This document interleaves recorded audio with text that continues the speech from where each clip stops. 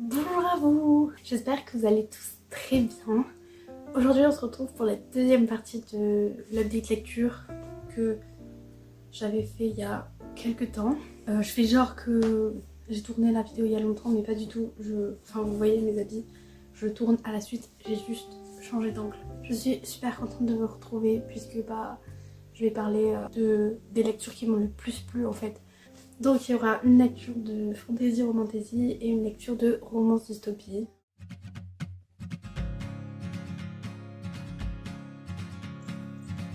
Fell in love when I was only 17. Donc pour ma première lecture, j'ai lu Nil de... sorry, je sais plus l'autrice, mais du coup Nil, de toute façon je l'affiche au montage. Je sais pas si vous connaissez, alors il y a quelques années il était quand même pas mal hypé. C'était un livre que je voulais lire depuis plusieurs années, enfin 3-4 ans. Et j'ai enfin lu ce livre. Et franchement, en vrai je regrette pas, mais je m'attendais à mieux. J'ai mis la note de du coup 3,5 sur 5. Alors dans cette histoire, on va suivre le personnage de... Ah oui, on va suivre le personnage de Charlie, je sais pas trop comment on dit mais je crois que c'est Charlie. Un jour se retrouve sur une île déserte, elle sait pas comment, elle se retrouve nue sur une île déserte et elle sait pas ce qui se passe. Et puis petit à petit, elle va découvrir un camp avec plusieurs ados et le chef du groupe qui s'appelle... Je sais plus du tout. Donc Tad, qui est le chef d'un groupe de survie sur du coup Nil, qui est l'île déserte.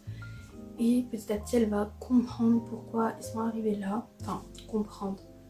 On sait pas la raison, mais on sait qu'il n'y a que des ados qui sont envoyés sur cette île et qu'ils doivent trouver des portes pour pouvoir rentrer chez eux. Mais au bout d'un an, ils ne peuvent plus rentrer chez eux, ils meurent.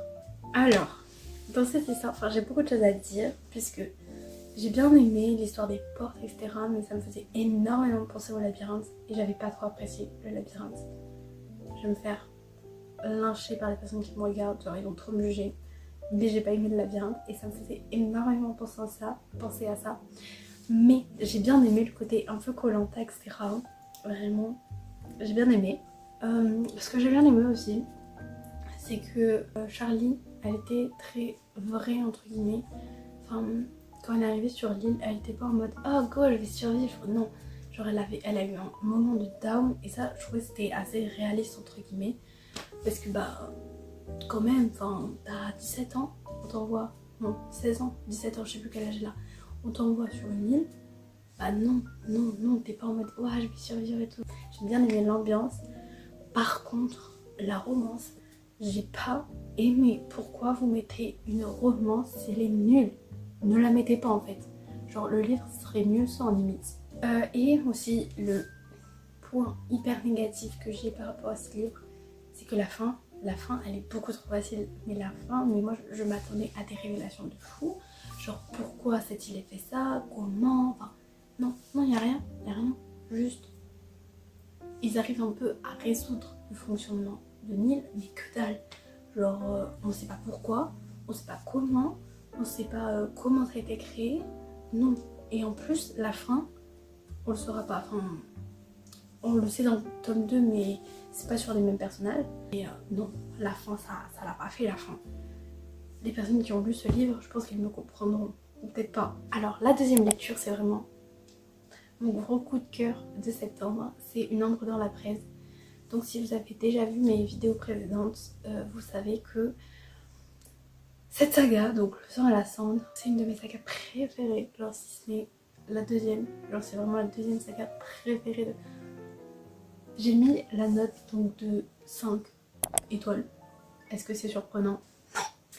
Et donc dans cette histoire, on va suivre le personnage de Sera qui a donc 20 ans et qui depuis toute petite est élevée entre guillemets pour se marier au dieu de la mort. Sauf que à l'âge où normalement elle aurait dû se marier, genre à 17 ans, le dieu de la mort là, il est venu, il a fait non, je passe mon toit. Donc depuis ce jour là, Sera est super vexée par rapport au dieu de la mort puisque C'était un peu l'accomplissement de sa vie et elle n'a pas pu l'accomplir parce que il n'a pas voulu d'elle. En plus, petite chose que j'ai oublié de préciser, en fait son peuple est en train de mourir d'une maladie, je sais pas trop ce que c'est, une épidémie qui s'appelle la gangrène, et le seul moyen de sauver son royaume, c'est de tuer le dieu de la mort, mais d'abord il faut l'affaiblir, donc il faut qu'il tombe amoureux d'elle, et seulement après elle pourra le tuer. Et voilà, je ne vais pas vous en dire plus. Je vous laisse la surprise de le découvrir si vous ne l'avez pas déjà lu. D'ailleurs, ce livre, il se lit, en gros vous lisez le tome 1, 2 et 3 de l'histoire sur Poppy et Cathilde, donc le sang et la cendre. Puis vous lisez ce tome-là, donc Une ombre dans la braise.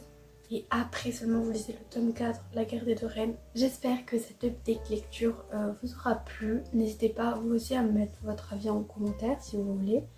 Et puis je vous dis à la semaine prochaine. Prenez soin de vous.